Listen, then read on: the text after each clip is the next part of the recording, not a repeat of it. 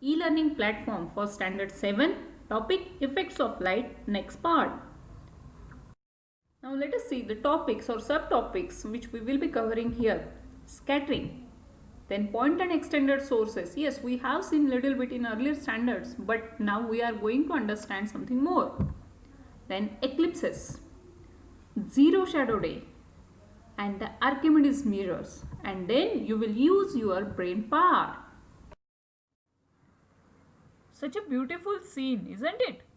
We see variety of shades of color of such kind in the morning and in the evening. In the photographs taken from the space by satellites, the earth appears to be bluish. Why there are so many colors? What is happening there exactly? Let us see. Let us try to find out the reason why we see so many colors. We can perform this experiment in the laboratory also.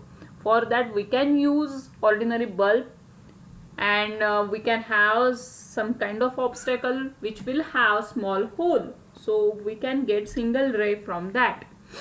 We can keep prism on at some height and we can see so many colors falling on the screen. So here we will see in the animation that whenever single ray is entering in the prism, that white light is giving us 7 colors. This phenomena is called as dispersion of light. Can you tell me why do you see such beautiful rainbow? Here I am for you to give the answer. Let us consider a drop of water, that is raindrop. Okay. Now let us consider that single sunlight is entering or going towards the raindrop.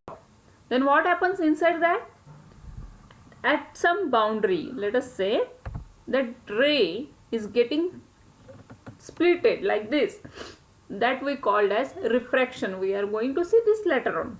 Okay, it goes to one end of that drop and from that it gets reflected, and when it comes out it gives us beautiful rainbow.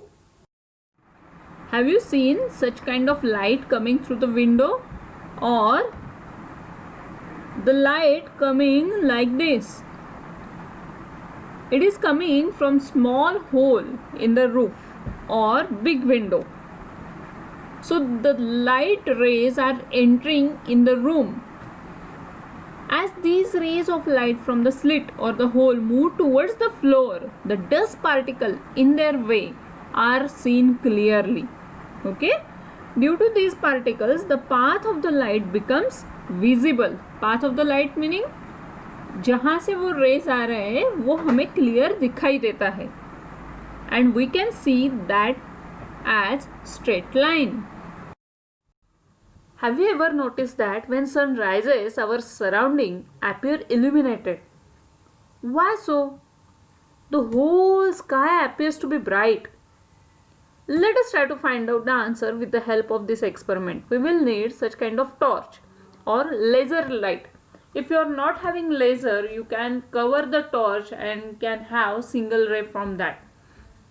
For that we will need torch. Take clear water in the glass beaker. Pass the beam of laser or from the torch through it. Check whether beam is seen in the water. Observe. Okay. Now use dropper to add few drops of milk to entire water and stir it well. The water will be seen to have become slightly turboiled. Okay, and now when we pass the laser beam through it, again the light beam will show and the existence of the light rays. So basically these light rays hit tiny particles of milk and get scattered. If these scattered rays enter our eyes, we get the sensation of that light.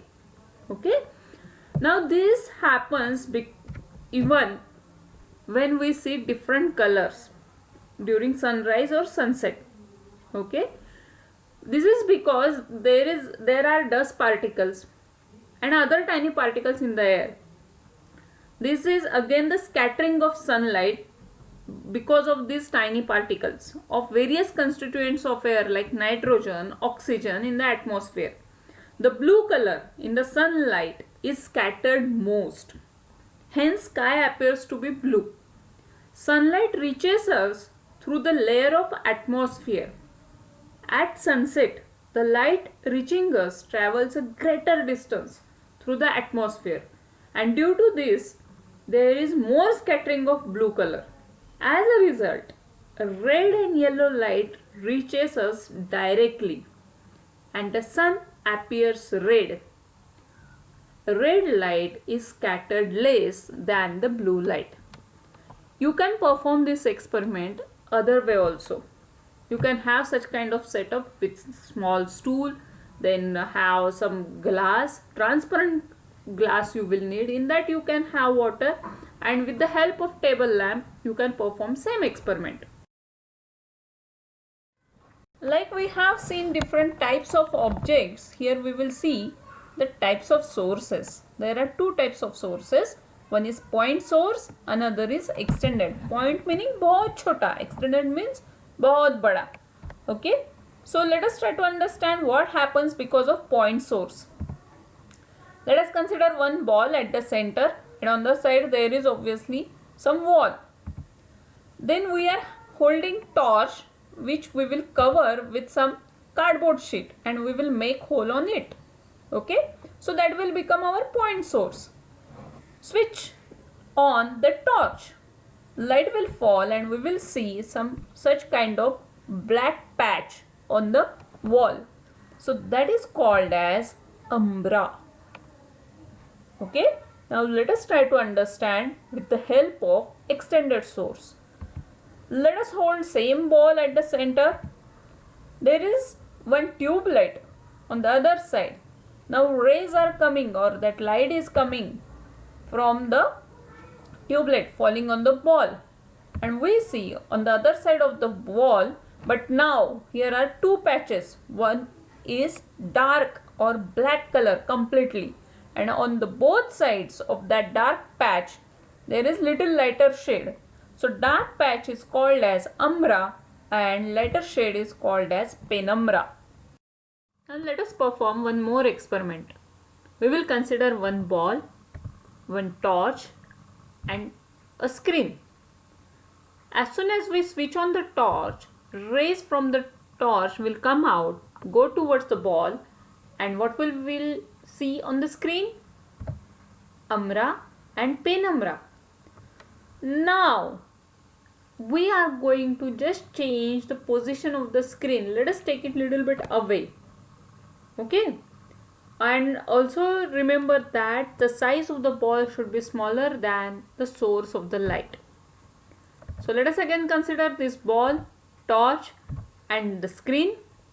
So as soon as we switch on the torch again, rays will go and fall on the screen.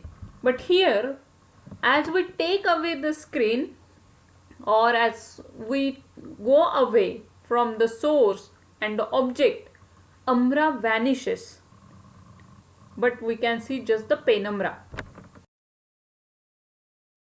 Let us understand umbra and penumbra in daily life. We have our sun, moon and earth here. Okay, sun is the source of light that we all know. So rays coming from the sun are falling on the moon, and what we observe on the earth, center part is darker and around that is little bit lighter. So center one is umbra and other side it is penumbra. Now we know that sun, moon, earth come in straight line, then eclipse occurs. A solar eclipse is seen only on new moon day. Sometimes the solar disk is completely covered by the moon, and this is called as total solar eclipse. But when the solar disk is not covered fully by the moon, that is partial eclipse.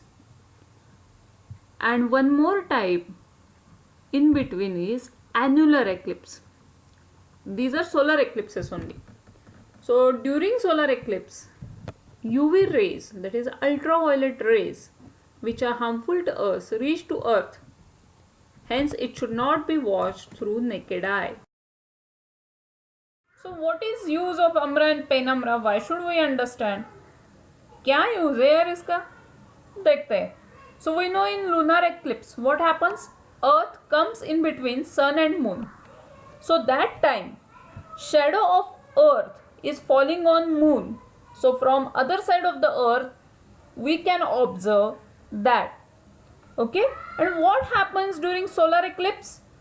We see the shadow of moon, since moon is coming between earth and sun.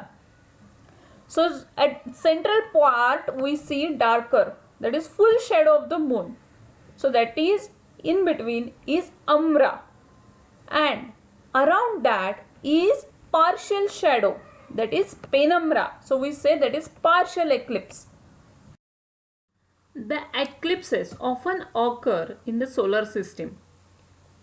An eclipse is result of total or partial masking of celestial bodies by another body from the observer's line of sight. Okay.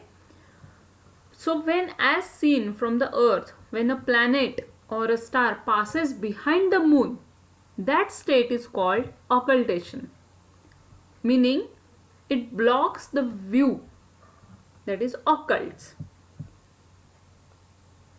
So an occultation occurs when a celestial object is eclipsed by moon or another solar system body. This is common phenomena for sun, moon and other stars. We know about shadows now. We know about umbra, we know penumbra. Why do we see umbra, penumbra? Why do we see shadows? Why do we see long or shorter shadows? Basically, when the source is having some angle with respect to the object, we see some kind of shadow. But the day on which the sun reaches exactly overhead is called the zero shadow day. On that day, at noon, shadows completely disappear, as you see in this picture. This event occurs in summer on different days in different places in the regions. Have you ever imagined that mirrors also can be used as weapons in the wars? Archimedes, a Greek scientist, is said to have done just such kind of experiment 2000 years ago. When Romans attacked a coastal city-state in Greece, Archimedes used mirrors arranged in the adjacent figure. The mirrors could be moved in any direction. They were positioned in such a way that they reflected the sunlight on the Roman soldiers. The soldiers were dazzled by the sunlight. They did not know what was happening. They got confused and ran away. So on the right hand side you can see such kind of arrangement. Sun rays are falling on the mirrors and the angle is so adjusted that the soldiers or people or enemy, whoever is on the ship, will get false signal and they will run away. Use your brain power. First question. Why is the shadow of a bird flying high not seen on the earth? Next one. Why does the space beyond the earth's atmosphere appears dark? Find the time periods of lunar and solar eclipses. Instead of using milk, like I have shown the experiment for scattering, mix salt, sugar and detergent powder in separate beakers of water and observe whether a laser beam or point source is seen in them.